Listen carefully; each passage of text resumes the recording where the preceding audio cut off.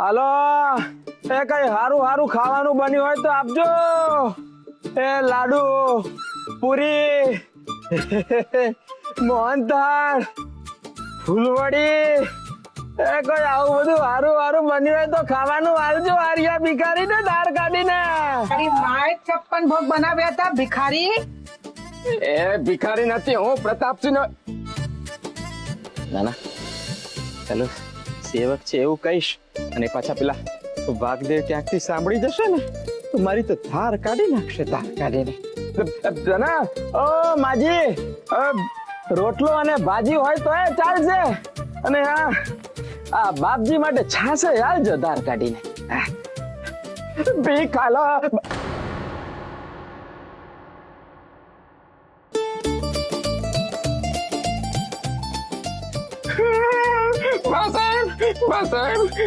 તમે આ મને ક્યાં ફસાવી દીધો છે? મને બચાવી લો ને બા સાહેબ, મને ડર લાગે છે. બા સાહેબ બચાવી લો મને. અરે હરિયા, આટલું સાદું થી શું ડરવાનું? તને તો સારું સારું મફતમાં ખાવા મળશે, અરે સારી સારી જગ્યા પર રહેવા પણ મળશે. શું તું સારા સારા ભોજન ખાવા માંગશે? હજુ ભીખ માંગુ છું ધાર કાઢીને. હરિયા, ક્યાં તું રાજનો સલાહકાર અને ક્યાં બિચારો હવે ભીખ માંગતો થઈ ગયો? તો શું કરું બા સાહેબ? જો આ ભીખ નહીં માંગુ ને તો એ બાપજી મારી ધાર કાઢી નાખશે. બચાવી લો બા સાહેબ, મને બચાવી લો, બચાવી લો બા સાહેબ. હરિયા હરિયા હરિયા, કેમ આટલું ધ્રુજે છે? તો શું કરું બા સાહેબ? એ બાપજી સાથે રહેવું ને એ સૌથી મોટું જીવનું જોખમ છે ધાર કાઢીને. હા, શું બકો છો હરિભાઈ? અરે બકતો નથી, સાચું બોલું છું.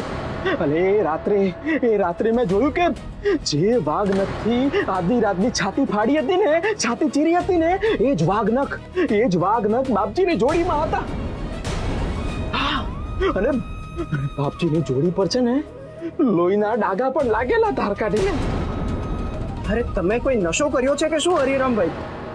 બાપજી કોઈ કીડીને પણ ના મારે, અને તમે કહો છો કે એમના છોકરા જેવા આદિરાજને મારે?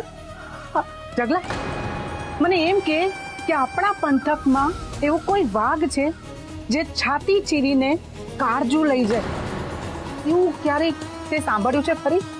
ના, પણ બાપજીની પ્રાર્થનાથી એક વાઘ આવે છે અને એ અધર્મીને ફાડીને ખાઈ જાય છે, એવું મેં આદિરાજજીના મોઢે એકવાર સાંભળેલું. પણ મેં સપને નહોતું વિચાર્યું કે મારા આદિરાજજી સાથે એવું થશે.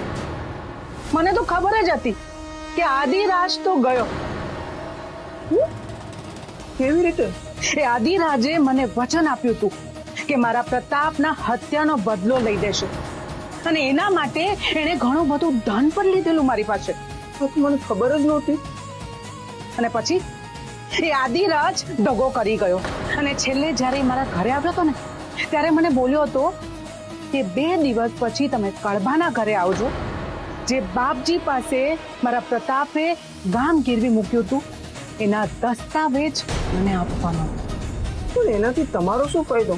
અને એનાથી પછી મને એ ફાયદો થશે કે જેની પાસે ગામ ગીરવે હોય એ બાપજી જો મને એમ કહી દે કે તમે ગામના બા સાહેબ થઈ જાઓ, પણ પેલો આદિરાજ પેલા દસ્તાવેજના કાગળિયાને ફાડી નાખ્યો.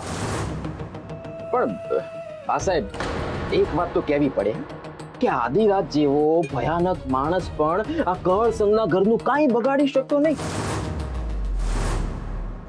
એટલે ભક્તિમાં કંઈક શક્તિ તો હોય. હા બા સાહેબ, કારણ કે જુઓ ને, અરે એ લોકોને નીચા જોવું પડે એવી પરિસ્થિતિનું સર્જન કરવામાં આવ્યું. અરે એ લોકોને અપમાનિત કરવામાં આવ્યા, એ લોકોની ભક્તિ ઉપર સવાલો કરવામાં આવ્યા, પણ બા સાહેબ હંમેશા એ લોકોની ભક્તિ જીતી. અરે છેલ્લે તો એ લોકોના મા બાપ પણ આદિરાજની વાતોમાં આવી ગયા હતા અને એ લોકોના સામે થઈ ગયા હતા.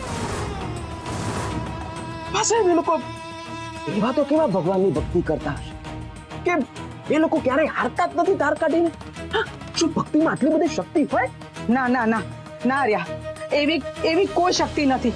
આ તો એ લોકોના નસીબ સારા છે અત્યાર સુધી. પણ હવે હું આવી ગઈ છું. એ લોકોની એવે ભલે કરીશ કે એ લોકો બરાબરનું યાદ રાખશે. બા સાહેબ એક વાત કહું? આદિરાજજીને છે ને પેલા કળ સંગે જ માર્યો લાગે છે. કારણ કે કોઈ વાઘ પોતાના શિકારને ખાધા વગર રહે જ નહીં. કાંઈક તો ગડબડ છે.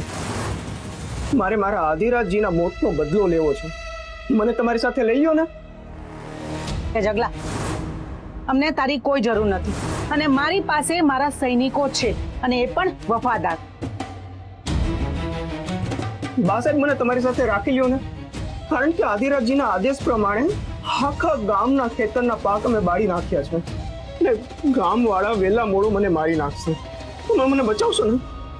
જો જગલા, જ્યાં સુધી તું મારા કામમાં આવીશ ને ત્યાં સુધી તું બચેલો રહીશ, પણ જે દિવસે તે આદિરાજ જેવી અવાળ ચંડાઈ કરી છે ને એ દિવસે કોઈ ખૂણામાંથી મારો બુકાની ધારી સૈનિક આવીને તારી છથી ચીરી ફાડીને લઈ જશે. અને એ વાત તું યાદ રાખજે.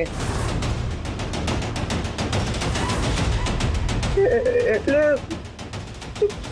તમે આદિરાજજીને